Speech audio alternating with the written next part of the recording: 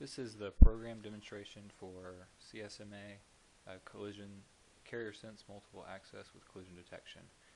We used Java, and there are two main classes that basically make up the business logic of this application. We have the node class. Each node object models some entity wishing to connect to the channel, and we modeled it with the state machine. So every node is either in an idle state, a waiting to transmit state, or it's actually transmitting.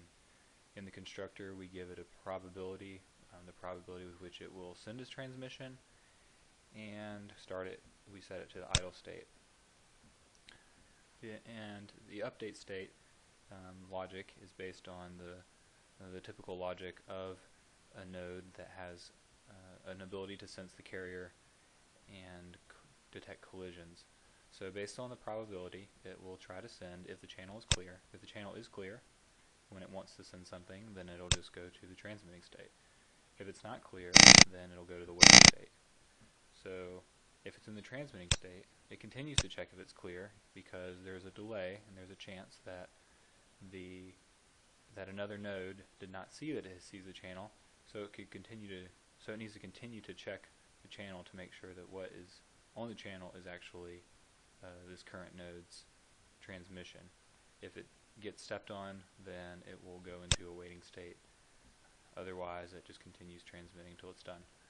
And in the waiting state, we basically are setting a back-off timer to wait some random amount of time before we try to transmit again.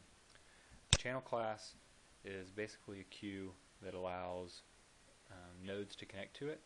Each node starts transmitting at the front of the queue but can't read till the end of the queue, and we did this to model the time delay between when a node starts transmitting on a channel and when the rest of the nodes are able to see that the channel has been seized by that node. Then we have a simulation panel, which basically is the graphic logic that we're going to see in a second, and then the driver that kind of links everything together. So let's start the application and see what happens.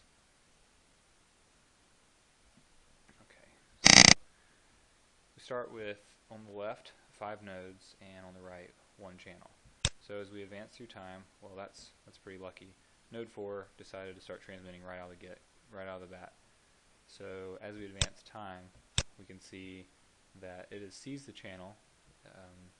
So now any other channels, or excuse me, any other nodes that would decide they want to send during this time are going to wait. They're going to set a timer and wait because they see that the channel has been seized by another node. So as we advance through time, many other nodes may decide that they have a frame ready to send, but they will have to wait. Now that node 4 is done transmitting, both nodes 2 and 3 are counting down from whatever back-off timer they had previously set. And it's possible that they will both try to send at the same time. Now what happened was, while node 2 and node 3's back-off timers were counting down, node 5 saw a clear channel right away and had a message, so it decided to send it right then. So what happened was nodes 2 and 3 kind of lost their place in line. So node 5 continues until it's done with its transmission, and let's see what happens. This is all just kind of based on probability. So okay, so node 2 starts transmitting, and everything's good there.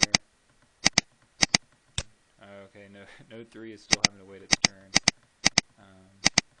Eventually we'll see, okay, so this is a collision. Now why did the collision happen? Well, the collision happened because I think in this case, node 3's back-off timer was reset to a small value, and when its countdown had completed, at the exact same time, node 2 noticed that it had a frame ready to send and decided to start sending it because the channel was clear.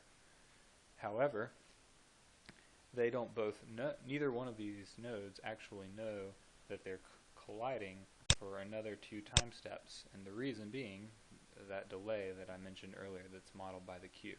So node 2 and node 3 both started simultaneously transmitting, but they had to wait a certain amount of time before they noticed they were colliding, and then they back off and each set a random back off counter before they will try again to send. So it looks like node 2's was less than node 3. So that's basically the way that CSMA with collision detection works.